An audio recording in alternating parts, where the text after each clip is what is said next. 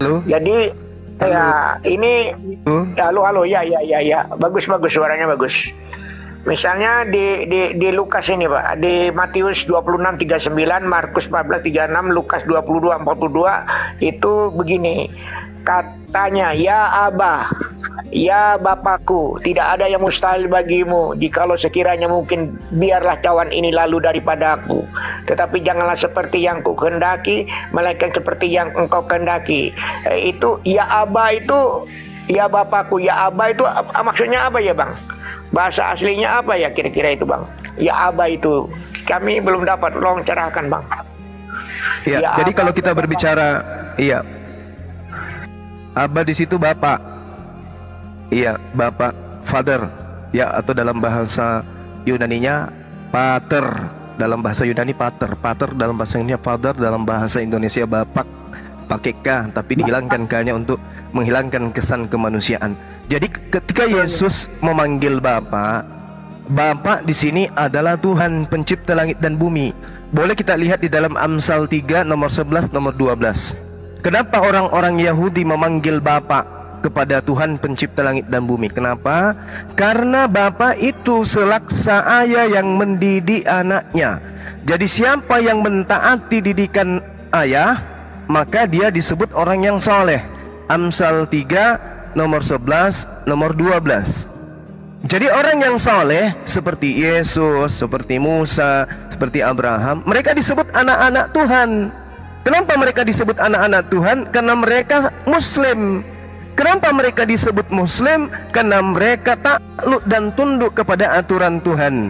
Amsal 3 nomor 11-12, barang siapa yang tunduk berserah diri kepada perintah-perintah Tuhan, maka dia adalah anak Tuhan. Sebab Bapak, sebab Tuhan itu adalah laksana ayah yang mendidik anaknya.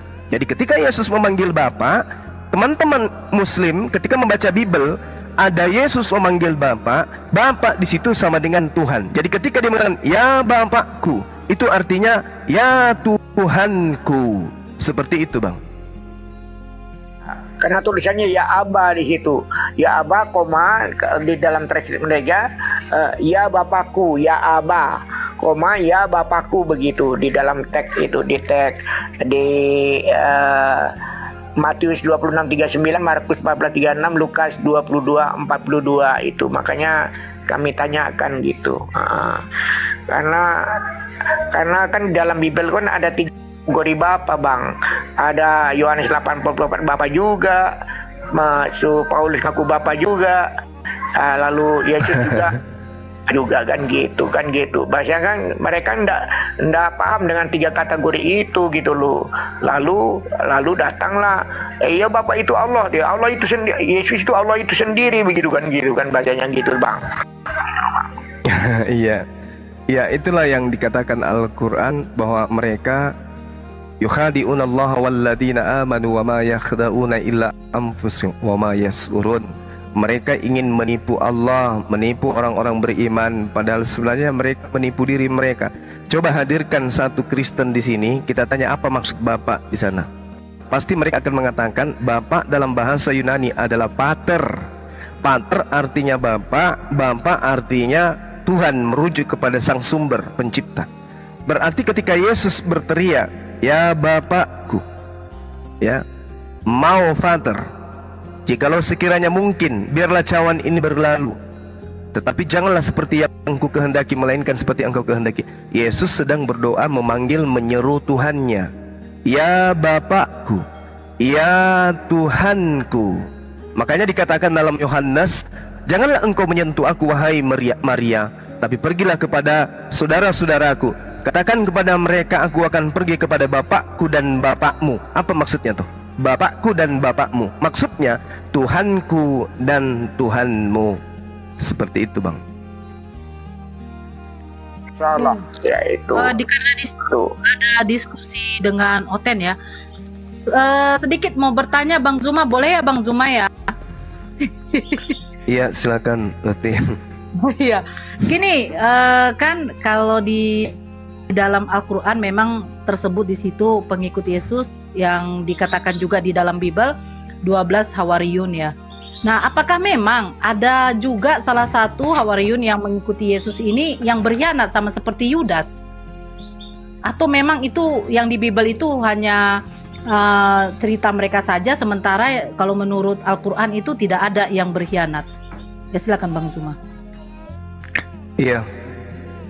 Jadi Allah Subhanahu wa taala ketika menerangkan tentang Nabi Isa alaihissalam kepada beliau, wa isqalallahu ya Isa bin Maryam a anta qulta linnas takhizuni wa ummi ilahi min dunillah. Apakah engkau wahai Nabi Isa yang mengajarkan kemudian mereka menyembah dirimu dan juga ibumu, menganggap dirimu Tuhan, menganggap dirimu pencipta beserta ibumu selain daripada aku? Nabi Isa alaihissalam kemudian menggantikan Nabi Isa alaihissalam dengan orang yang diserupakan. Artinya bahwasanya orang yang diserupakan ini bisa saja adalah orang yang soleh, yang ikhlas menggantikan gurunya, yang ikhlas menggantikan kemudian sang Nabi. Bisa jadi beliau adalah pahlawan, bisa jadi. Nah, kemudian di sisi lain, di dalam kitab mereka sendiri, Yohanes 6 nomor 70, bukankah aku yang memilih engkau yang 12, tapi satu di antaramu adalah iblis. Jadi ada keanehan di sana, ada keanehan yang harus dipertanggungjawabkan secara akal oleh teman-teman kita Kristen. Betulkah Yudas ini iblis atau Yudas ini adalah justru pahlawan? Kalau dikatakan iblis, kenapa pekerjaannya dianggap sebagai karya keselamatan? Kenapa dikatakan karya keselamatan kalau dia adalah iblis? Nah, kalau dia adalah pahlawan, kenapa diimani penyaliban itu sebagai karya keselamatan? Sedangkan Nabi Isa atau Yesus diselamatkan dari hal yang tidak baik, seperti dalam Amsal 6 nomor 16, 6 perkara yang dibenci oleh Allah, bahkan 7 kekejian di dalam hatinya. Salah satunya adalah membunuh orang yang tidak bersalah. Yesus tidak bersalah, dibunuh, berarti itu adalah kekejian. Nah, bagaimana dengan Al-Quran? Apakah engkau yang mengajarkan? Bukan, aku tidak mengajarkan mereka. Hanya saja Al-Quran mengatakan, wa isqala Isa bin Maryam wa isqala Isa bin ya bani Israel inni rasulullahi ilaikum musaddiqan lima baina yadayhi minat Taurat wa mubasysyiran bi rasulin ya'ti min ba'di ismuhu Ahmad falamma ja'ahum bil bayyinati qalu hadza sihrun mubin. Ada Nabi Isa mengajarkan, tetapi sekelompok manusia kemudian menolak mereka kemudian. Makanya Allah mengatakan, wallahu la yahdil qaumaz zalimin. Allah tidak memberikan petunjuk kepada mereka yang zalim. Jadi tidak ada di dalam Al-Quranul Karim yang menjelaskan bahwa pengganti daripada Nabi Isa itu adalah pengkhianat, pengganti daripada Nabi Isa itu adalah orang yang benar. Itu tidak dijelaskan secara terperinci. Demikian, Ukhti. Ya, saya sapa dulu. Riu, selamat pagi. Bang Turiman, Noise, Bang Turiman. Ya, Riu. Halo, selamat pagi. Ya, selamat pagi. Selamat pagi. Ya, agamanya apa, Bang? Alhamdulillah, agama saya Islam.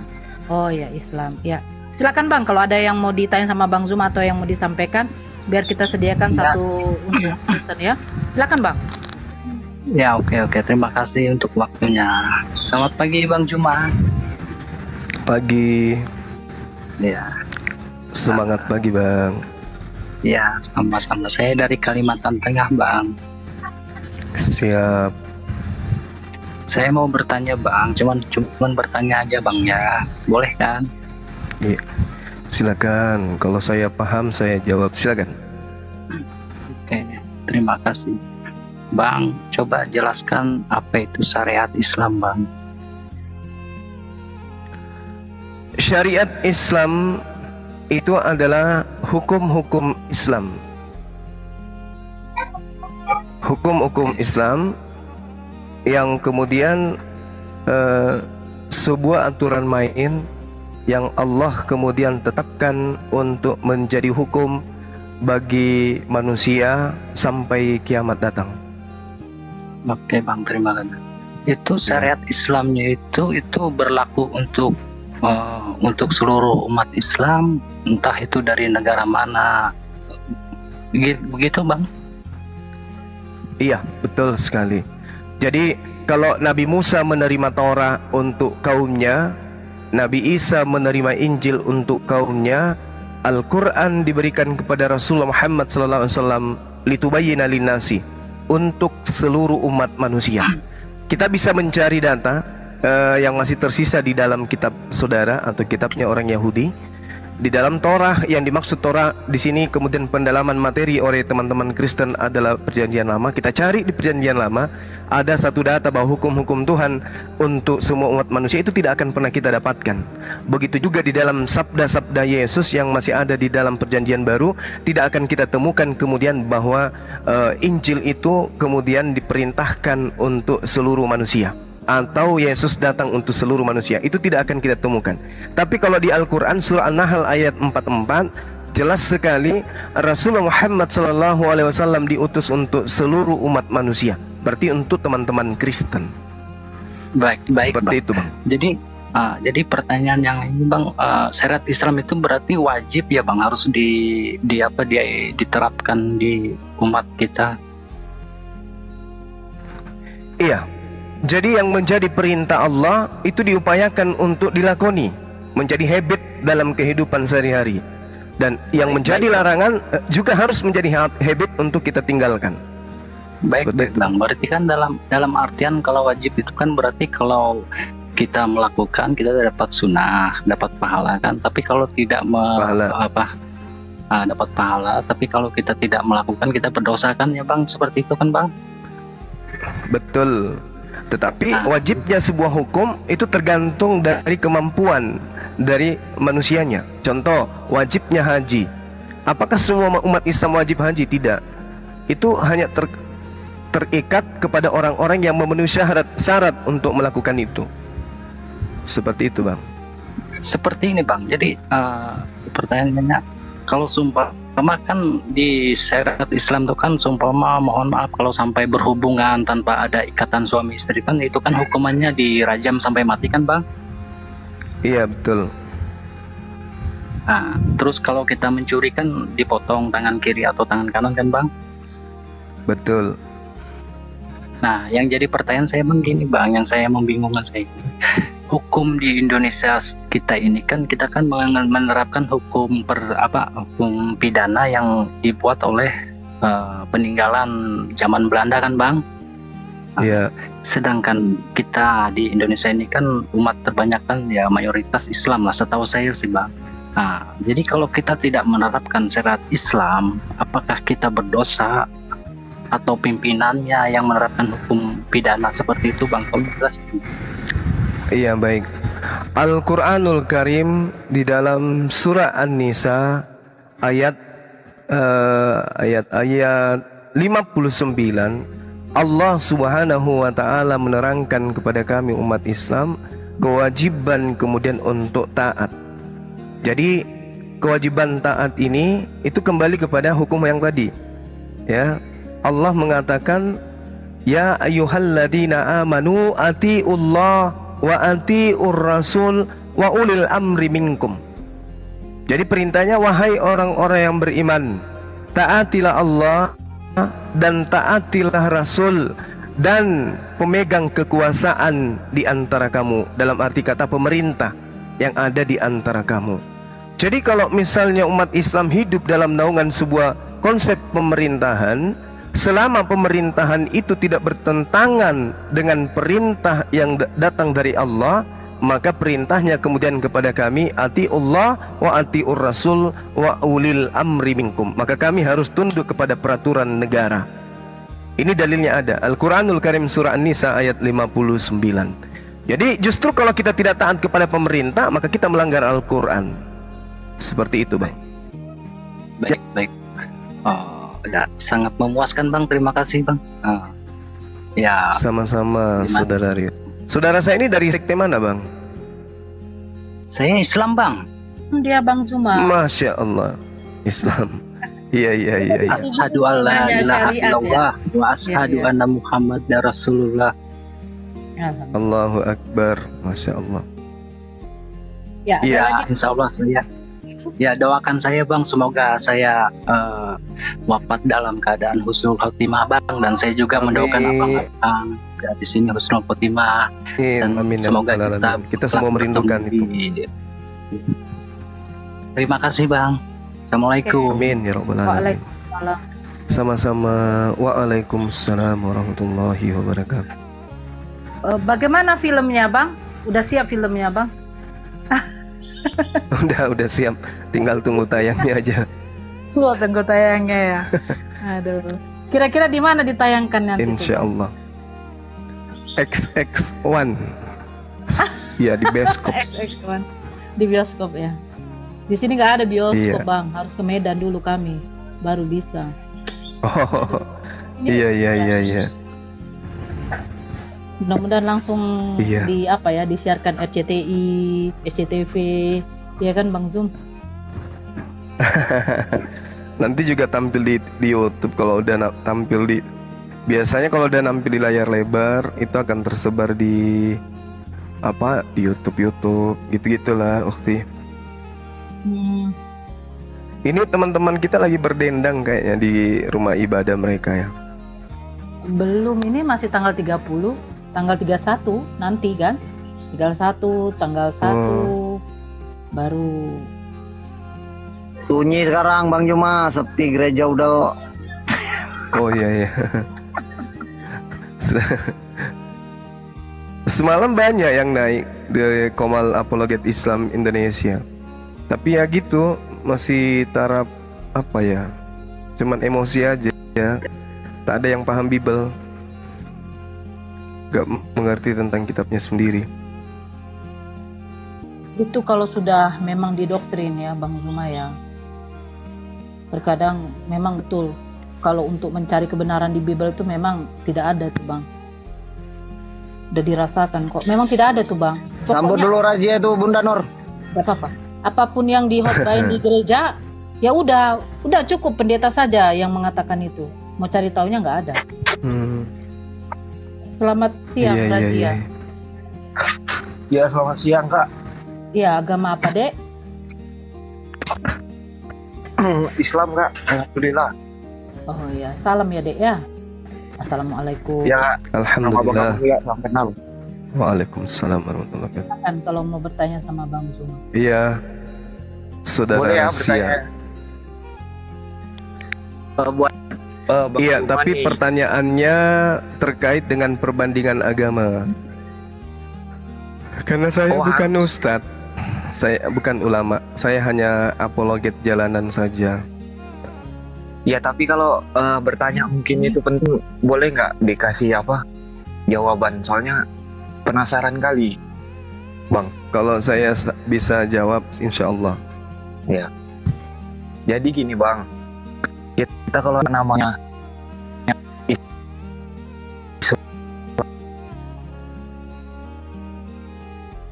itu kan dalam artian bukan hanya sekedar KTP, benar nggak sih Bang?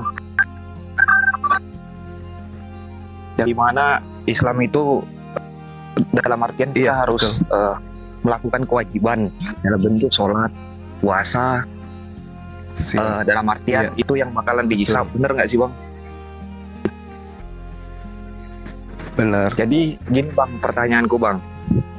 Pertanyaan aku dalam artian mungkin aku sering dalam artian ngelakuin kewajiban sholat. Walaupun sebelumnya kan aku kerja Bang, kerja jauh ataupun segala macam. Kadang-kadang aku nggak melakukan kewajiban sholat.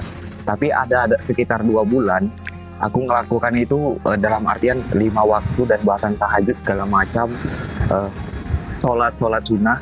Tapi di situ Bang bertentangan dalam artian sama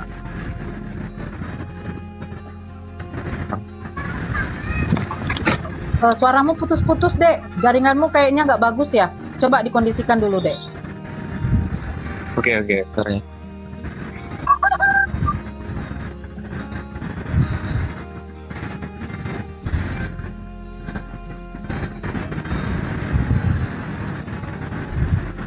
Mana Razia? Gimana, Kak? Ya, sudah bagus. Coba. Gimana, Kak? Sudah bagus ya. Silakan bertanya. Poin bertanyanya aja langsung intinya, Razia, biar bisa ditangkap. Oh, Silakan. Gini bang. Aku Iya. kan dalam artian ada satu bulan itu aku dalam artian sholat 5 waktu dan sebagainya lah. Dalam artian sunnah ataupun tahajud. Kita pernah ketimpangan dan aku lakukan dalam 1 bulan. Cuman ketika aku pulang itu hal yang baik seperti itu, orang tua aku kan dalam arti orangnya emosi bang. Istilahnya tuh aku tipe orang yang mudah emosi gitu bang. Dan adalah kata-kata dari orang tua aku, percuma kau sholat, tapi kalau misalkan kau begitu sama orang tua, itu gimana bang tanggapannya bang? Iya. Di Baik. situ aku down bang. Al-Quran menjelaskan kepada Iya baik.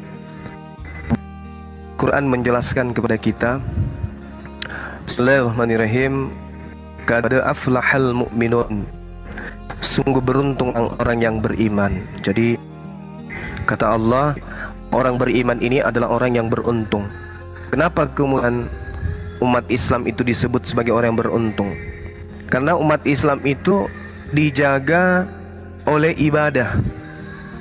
Jadi antara petang hari sampai di malam hari, umat Islam itu dijaga oleh sholatnya.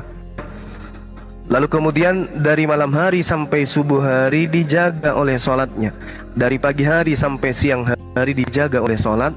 Dari siang hari sampai petang hari sampai malam hari dijaga oleh sholatnya.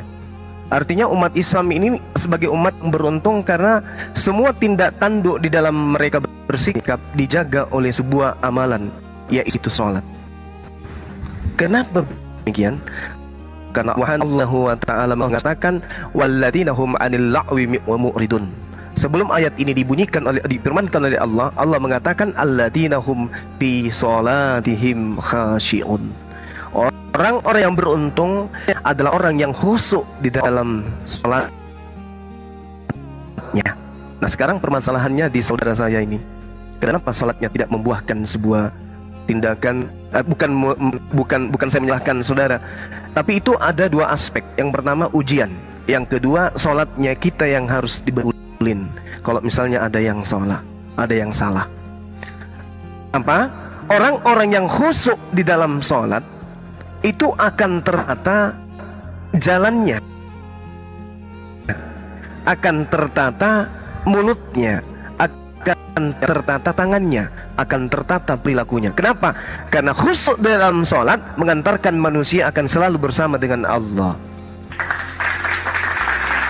Jadi kalau ada orang yang melakukan sholat tapi sholatnya tidak mampu membuat dia tercegah atau terlindung dari kemaksiatan, berarti sholatnya itu hanya gerakan tubuh, tidak khusyuk dia. Padahal sholat yang benar itu ada ketika kemudian kita wudhu, ketakutan kita Allah itu sudah muncul. Ketika kita mendengarkan azan, ketakutan kita kepada Allah, Assalamualaikum warahmatullah. Sholatnya tidak membimbing dia di dalam kehidupannya. Seorang tua masih menegur kita menjadi anak yang tidak soleh, orang tua masih kecewa dengan perbuatan kita, berarti sholat kita tidak khusyuk. Berarti sholat kita hanya kita lakukan menggagalkan kebaikan. Padahal sholat itu mencegah perbuatan keji dan mungkar. Nah, muncul pertanyaan, bagaimana cara khusyuk itu? Apakah cara khusyuk itu membayangkan lafaz Allah? Tidak. Apakah cara khusyuk itu membayangkan? Tidak. Apakah khusyuk itu membayangkan surga? Juga tidak. Apakah khusyuk itu mengingat kuburan? Tidak. Lalu apa khusyuk itu? Khusyuk itu adalah kesadaran mutlak kita sedang berhadapan dengan pencipta alam semesta. Bisa dijelaskan lebih detail? Bisa. Kalau Anda berhadapan dengan Bapak Presiden Jokowi, bisakah pada saat itu Anda sedang menerawang membayangkan makan?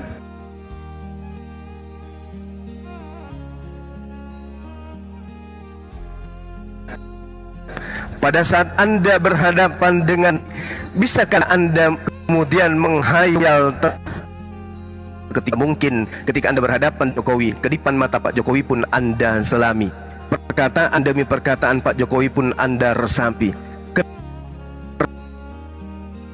Kenapa ketika berhadapan dengan Allah justru keadaan itu tidak dihadirkan? Hanya sekedar takbir, Allahu Akbar, Alhamdulillahirabbil alamin, amin. Habis itu Assalamualaikum, tidak berbekas. Kenapa?